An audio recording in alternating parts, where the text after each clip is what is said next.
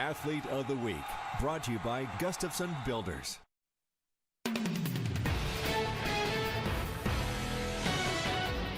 Good evening, everybody. Wilson Kieffer turned in an impressive season on the football field for Rapid City Christian. In the summer months, Kieffer is also a standout baseball player for Post 22. Here's a closer look at our Gustafson Builders Athlete of the Week.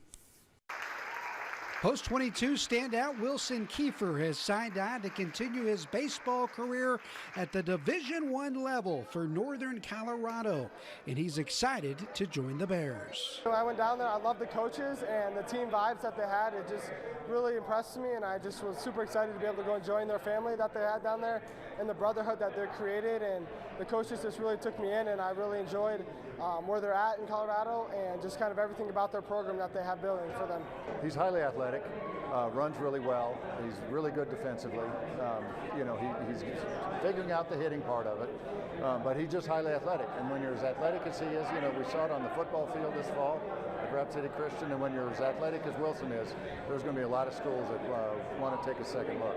Kieffer will still play for Post 22 this summer, but when he gets to Northern Colorado, his goal is to help the team reach the College World Series. For me, just being able to go D1, it's always been, you always want to be able to get back to Omaha, and it's going to take steps to get there, and I feel like with the team that we have coming up next year, we have a chance, and it's going to be a drive, and the brotherhood that we have created down there, that's our life goal, and just be able to go down there and just complete and be able to do everything that we can. Kieffer has dealt with his share of injuries and obstacles in his career, but his faith has helped him persevere and allowed him to play at the collegiate level. I'm always playing for God, and he's been a really big. My faith has just been a really big part of being where I'm at today. I've been through a lot of injuries and a lot of setbacks in life, and I just had to persevere and grit with God, and it's just been a blessing to have him in my life and be able to go on his path and just be able to do everything I can to shine for him. This summer he was injured for probably 6 weeks, and he was still rooting guys on. He was the first guy out of the dugout congratulating guys, and so he led by example this past summer because he couldn't play because he was hurt. So this next summer, I anticipate him not only leading by example, but leading on the field as well. Congrats to Wilson on being our Gustafson Builders Athlete of the Week, and best of luck in Northern Colorado. Of course, still has one summer left with Post 22 coming up out at Fitzgerald Stadium. Now, the 46th annual Lakota Nation Invitational Basketball Tournament tipped off today for the boys. Rapid City Christian is the defending champs. Wilson's a part of that team as well. The Comets opened things up by defeating Little Wound today, 88-45. Benson Kieffer led Christian with 17 points. Pine Ridge also knocked off Omaha Nation, 72-52. Marvin Richard III poured in 18 points for the Thorpes.